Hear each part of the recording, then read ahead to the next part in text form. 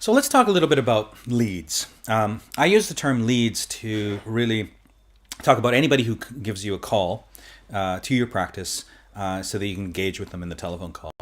Now, a lead doesn't always become a lead just by picking up the phone and calling you. For example, I know that many of the people who contact you are simply calling you to ask you for the price. You give them the price and they hang up. That's not really a lead. A lead is somebody where we are actually engaging with them in a telephone conversation where we get their name, some contact information, some kind of minimum data set that we can agree on as we move forward. A typical minimal data set is something along the lines of one name or first and second name, their telephone number, that would help as well, and then perhaps where they heard about you. And so that those three things might compose a minimal data set that we can say, okay, now we've got a lead. Okay, and now this is quite important because I find that medical practices are not in the habit of counting the number of leads they get. So we do countless of interviews with medical practices all the time and ask them, how many people contact your practice in order to show interest in your service? And they might say, well, I don't know. I really don't know how many people call me. Maybe 10 a day, 100 a day. I couldn't tell you. Now, the problem with that is that if you don't measure something, it's really, really difficult to understand how to manage it. So most medical practices understand how many appointments they have. For example, if we ask them, how many appointments do you have a day? They can tell us fairly easily. Well, I have 3 appointments a day, 5 appointments a day, 6 appointments a day. The reason they can tell us so much more easily is because they write those things down in a diary and they can go back and count them later.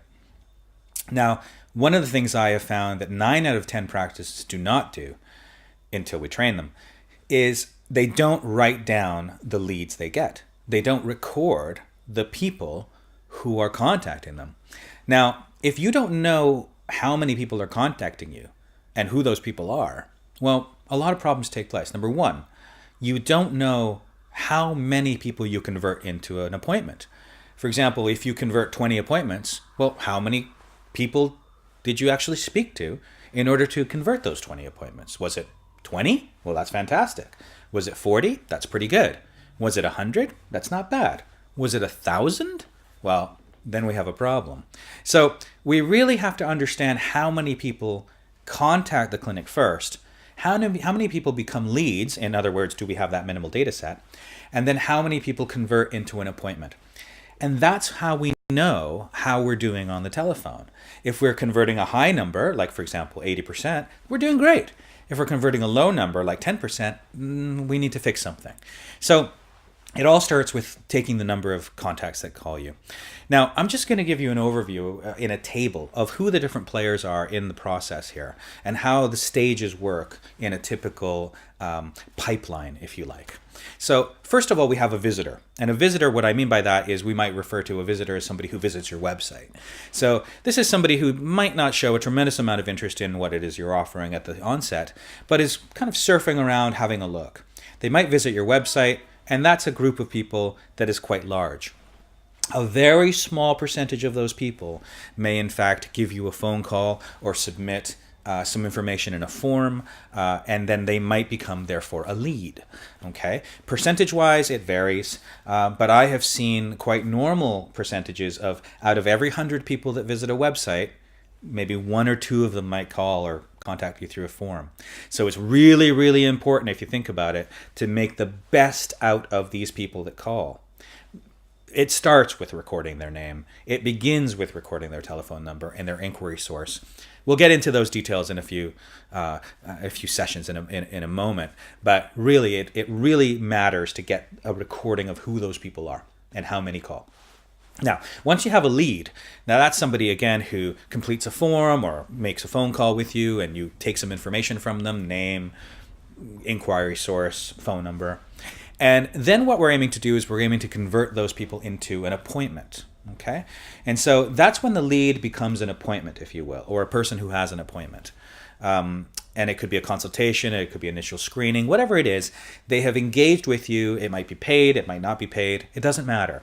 They have made some kind of commitment and giving you information and then decided, I'm going to take the next step. And that's what this phone call is all about, really. It's about making them feel happy. It's about encouraging them to make the next step. And it's about understanding the reason why they said no to making the next step. Those are the three main issues. We're going to get to those in a few moments. So once that appointment comes in, then they might decide, this is a good service, I'm interested in this, I like you, I like the doctor, I think I'm going to go forward and actually have a treatment with you. You seem to be able to solve my problem. And then that person becomes a patient, okay? So we have 4 different groups in this pipeline, if you will. We have the visitor. That's the first person who visits the site. We have the lead. That's the person who calls you or fills in a form and it gets contact with you. We have the appointment. That's the person who comes in and actually visits with you physically. Or sometimes there's telephone appointments too, which are paid or a bit longer, more duration. And then lastly, there's a patient. Okay? Those are the 4 groups that we're going to be referring to throughout this course in order to understand who it is that we're talking to. Now, we have a few more things that we need to think about when it comes to these ratios that I've talked about. I talked a little bit about conversion rates earlier. I want to just be really, really clear about what that means. Now, this course is going to help you with 2 things. One thing is what you should be concerned about. The other thing is what whoever's spending money on your marketing should be concerned about. Let me start with the second one. That's called the lead acquisition cost. Now, a lead acquisition cost essentially is a ratio of how many leads, and we know what a lead is because I just explained it, how many leads do you get in exchange for the money that is spent on marketing? Okay, so let me give you a really, really easy example. If you spend £1,000 or €1,000 on marketing, and you get 1,000 leads in exchange for that cost, how much did each lead cost? Well, this is pretty much as complicated as the math is going to get in this course. It costs €1 or £1 per lead. Now that's exceedingly rare. That's an extremely low cost. What we found, and I want you to really think about this because it will really, really help you understand how valuable these phone calls are. What we have found is that each lead, each person that contacts and gives a name, a telephone number, and an inquiry source and engages in a conversation with you might cost your practice between £200 and £300. Okay? I'm going to repeat that. Each lead that contacts your practice might cost your marketing £200 to £300 or euros. Now, that's an enormous amount of money if you think about it. And earlier when I said to you that about 100 people might visit your website and only 1 or 2 might call, that's why it costs so much money. The difference between the number of people that your marketing reaches versus the number of people that actually act on your marketing is massive. So I'm telling you this, not necessarily so that you can improve your marketing. I know that's not your job. That's somebody else's job. But it's really, really important for you to consider that every single telephone call might actually be costing £300 to £200 or euros in marketing money. Now, when you think about it that way, how much effort, how much planning, how much expertise do you think you need to put into that telephone call? A little bit or a lot? Well, I think it's a lot because if you think about how much that call is worth, if you think about how much that lead is worth, it behooves you to put everything you possibly can into converting that lead into an appointment because leads don't pay you. Only appointments pay you. And sometimes appointments don't even pay you. Only patients pay you. So now why is this important to you? Well, the better a company does on the marketing side, the more money there is left over for other very important things like technology, like facilities, like expertise, like benefits, like your salary. So all of these things matter. It costs a lot of money to run a clinic, and marketing is only one of those expenses. It's very, very important that you play your part to make the very best of that marketing spend. So the lead acquisition is one of those ratios that we have to think about. And basically, again, what that means is the amount of money spent on marketing and the amount of leads that you get back from it. This course should help you maximize that ratio. Over time, as you increase your conversion rate on the phone, you will end up spending much less than 200 to 300 pounds per lead. You might end up spending 150. You might even end up spending 100. That makes your marketing money go a lot farther and generate a lot more leads for the same amount of money. And that's a very, very useful thing. Now, there's another conversion ratio that we need to talk about, which I've introduced already, which is your telephone conversion rate. And essentially what that means is the difference between the number of people that call and give you lead information and the number of people that you convert into an appointment. You need to watch that conversion rate. I am amazed, again, that 9 out of 10 practices that we speak to don't even know that number. They don't track it. They don't manage it. That's an absolutely essential number for a variety of reasons. Number one, it keeps the lead acquisition costs low. Number two, it improves the overall productivity and effectiveness of what you do. The whole reason that you exist really when taking those telephone calls is to convert those patients or those callers into appointments. So those two leads are important. We've talked a little bit about what a lead is worth. I want to also consider the fact that it's not just how much a lead costs you in marketing, but we also have to consider the possible income they might generate. So let's say they cost you 200 to 300 pounds or euros to actually get them to phone. Well, what about the potential income that lead might have generated for your practice? If you sell say maybe 20% of those leads become converted patients, and you sell a product that's worth 1,000 pounds or 1,000 euros, well, that's an extra 200 or 200 pounds or euros that is contributed to the practice if that lead actually becomes a patient. So it's not just how much they cost, but it's the opportunity cost of what that lead might have represented for your practice. Beyond that, we have to think about how much does it cost the company to actually field the call.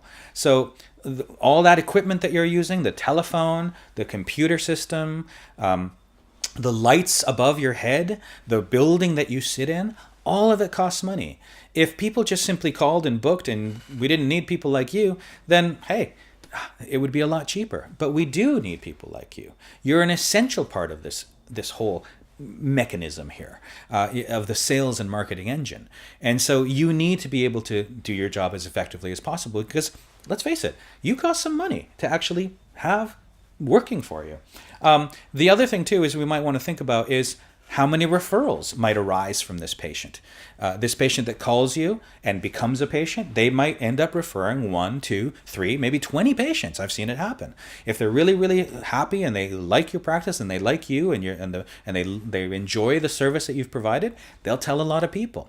So if we're not respecting that lead and making the very best out of them, we're also not only going to lose the costs, the money that it spent to get them, the money that they might contribute to the practice, the money that it took to actually field the call, but also the possible referrals that patient might generate for your practice. So that's a really, really important consideration, and one of the reasons why we really need to respect the lead.